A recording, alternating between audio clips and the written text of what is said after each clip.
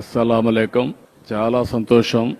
ఒక శుభ సందర్భంలో రంజాన్ మాసంలో ఈరోజు మిమ్మల్ని అందరినీ కలవడం నా అదృష్టంగా భావిస్తున్నా. అందరికీ రంజాన్ శుభాకాంక్షలు. ఈరోజు మిమ్మల్ని చూస్తే నేను 40 ఏళ్లుగా రంజాన్ జరుపుకుంటున్నాం. నేను కూడా భాగస్వామి అవుతున్నాను. అయితే మీ అందరిని చూసినప్పుడు ఒక క్రమశిక్షణ, ఒక దాతృత్వం, ధార్మిక చింతనల కలయికే ఈ యొక్క రంజాన్ మాసం అత్యంత పవిత్రమైన మాసం. మనం అందరం కూడా పవిత్రమైన భావంతో ఈ రంజాన్ పండుగ జరుపుకుంటున్నాం. ఈరోజు మీరందరినీ చూస్తే ఉదయం నుంచి ఇప్పటి వరకు నీళ్లు కూడా తీసుకోకుండా ఇప్పటి వరకు దీక్షలో ఉన్నారు. ఒక కఠినమైనటువంటి దీక్షతో ఉన్న మిమ్మల్ని అందరినీ మనస్ఫూర్తిగా అభినందిస్తున్నాను.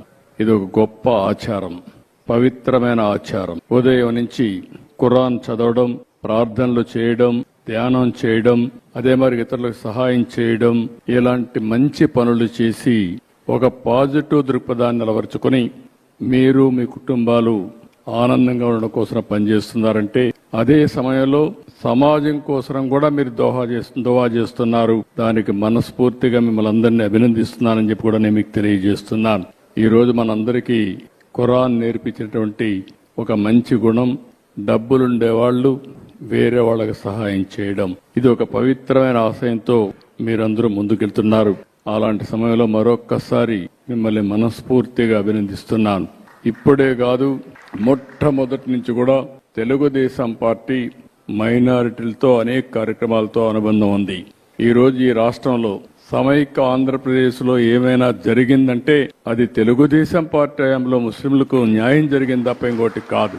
పేదవాళ్లు ఎక్కువ ఉన్నారనే ఉద్దేశంతోనే మొట్టమొదటిసారిగా ఎన్టీ రామారావు గారు మైనారిటీ ఫైనాన్స్ కార్పొరేషన్ పెట్టి మైనారిటీలకు సహాయం చేసిన పార్టీ తెలుగుదేశం పార్టీ.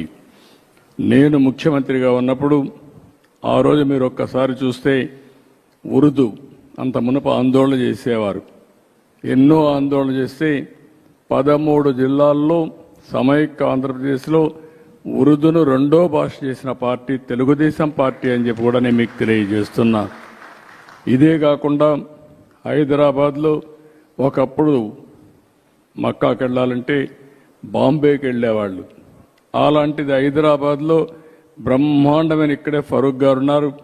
ఆ రోజు ఫరూక్ గారే మంత్రి, ఈ రోజు ఫరూక్ గారే మంత్రి. ఆయన ఆధ్వర్యంలో ఆ రోజు బ్రహ్మాండమైన హాజ్ భవన్ కట్టాం. అదే మాదిరిగా ఏ ఆస్తులైతే వక్ఫ్ బోర్డు ఆస్తులు ఉన్నాయో అవన్నిటికీ ప్రత్యేకమైన కమిటీలు పెట్టి అవన్నీ కూడా పరిరక్షించిన పార్టీ తెలుగుదేశం పార్టీ అని చెప్పి కూడా నేను మీకు తెలియజేస్తున్నా. హైదరాబాద్లో ఉర్దూ యూనివర్సిటీ నేను ఉన్నప్పుడే తీసుకొచ్చాను. కర్నూలులో ఉర్దూ యూనివర్సిటీ నేనే తీసుకొచ్చాను. కడపలో మనం ఆజ్ హౌస్ కట్టాం. ఇక్కడ కూడా ఆజ్ హౌస్ ఫౌండేషన్ ఇస్తే వీళ్ళు వచ్చిన తర్వాత అది కూడా తీసేసే పరిస్థితికి వచ్చారు. రంజాన్ తోఫా ఇచ్చాం. అదే సమయంలో ఆడబిడ్డల కోసం ఆ రోజు 163 కోట్ల రూపాయలు ఖర్చు పెట్టి దుల్హాన్ ఇచ్చాం. ఇలాంటి 1-2 కార్యక్రమాలు కాదు, మొట్టమొదటిసారిగా మౌజములకి, ఇమాములకి హాన్రోరియం ఇచ్చిన పార్టీ తెలుగుదేశం పార్టీ అని చెప్పి కూడా నేను మీకు తెలియజేస్తున్నా. ఈరోజు మళ్ళీ 5,000 రూపాయలకు పెంచాం, 10,000 రూపాయలకు పెంచాం. ఎవరైతే ఇమాములు ఉంటారో వాళ్ళు ఎలిజిబిలిటీ ఉంటే ప్రభుత్వ కాజీల కింద వాళ్ళు నియమించే పరిస్థితికి వచ్చాం. ఆర్థిక సహాయం చేశాం, అనేక కార్యక్రమాలతో ముందుకు పోయాం. ఈరోజు నేను ఒకటే మీకు తెలియజేస్తున్నా, ఈ సంవత్సరం బడ్జెట్లో మీరు ఒకసారి చూస్తే 5,000 కోట్ల రూపాయలు, 5,300 కోట్లు పెట్టాం. పోయిన సంవత్సరానికంటే 1,300 కోట్ల రూపాయలు ఎక్కువ పెట్టిన పార్టీ తెలుగుదేశం పార్టీ. అదే మాదిరిగా జీవో నెంబర్ 43 తీసుకొచ్చి వక్ఫ్ బోర్డుని లేనిపోని కాంట్రవర్సీలో పడేసే పరిస్థితికి వచ్చారు. దానివల్ల కోర్టు పోయి అసలు వక్ఫ్ బోర్డే పనిచేయకుండా ఉండే పరిస్థితి వస్తే ఈ ప్రభుత్వం వచ్చిన తర్వాత ఆ జీవోను రద్దు చేసి మళ్ళీ అందరితో వక్ఫ్ బోర్డు కాన్స్టిట్యూట్ చేశాం. ఆస్తులు కాపాడతాం. ఒకటే హామీ ఇస్తున్నా, మత సామరస్యాన్ని కాపాడమే కాకుండా మిమ్మల్ని అన్ని విధాలా పైకి తీసుకొచ్చే బాధ్యత తెలుగుదేశం పార్టీ తీసుకుంటామని కూడా మీ అందరికీ హామీ ఇస్తున్నాను.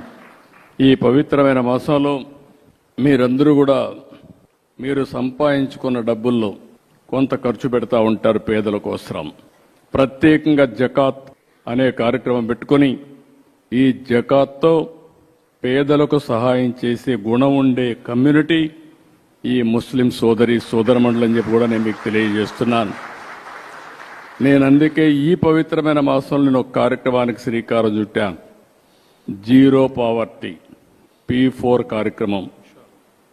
ఆ కార్యక్రమం ప్రకారం మీరు ఒకసారి ఆలోచిస్తే డబ్బులుండే టాప్ 10%, డబ్బులు లేని కింద నుండే 20%కి పూర్తిగా సహకరించాలనే నినాదంతో ముందుకు పోతున్నాను. దానికి పేరు కూడా పెట్టాను, మార్గదర్శి బంగారు కుటుంబం. ఎవరైతే సహాయం చేస్తారో వాళ్ళని మార్గదర్శిగా పేరుతో పిలుస్తాం. ఏ కుటుంబానికైతే సహకారం అందిస్తామో బంగారు కుటుంబం అనే పేరు పెట్టి నేను ఒకటే ఆలోచిస్తున్నా. ఈరోజు ప్రభుత్వ విధానాల వల్ల P3 ఉంది. అంటే ఈరోజు మీరు ఒకసారి చూస్తే ప్రభుత్వం ప్రైవేట్ భాగస్వామ్యంతో ఆస్తులన్నీ వస్తున్నాయి. ఒక రోడ్డు, ఒక టెలికమ్యూనికేషన్, లేదంటే ఒక పవర్ ప్రాజెక్టు, ఇవన్నీ వస్తే మనకు వస్తువులు వస్తున్నాయి. కొంతమంది కోట్ల రూపాయలు సంపాదిస్తున్నారు. ఇంకా పేదవాళ్ళు ఉన్నారు. 3 పూట్ల సరైన తిండి లేకుండా, పిల్లలకు సరైన చదువు లేకుండా, ఆర్థిక అసమానతలతో జీవన ప్రమాణాలు కూడా సరిగా లేని పరిస్థితి ఉంది.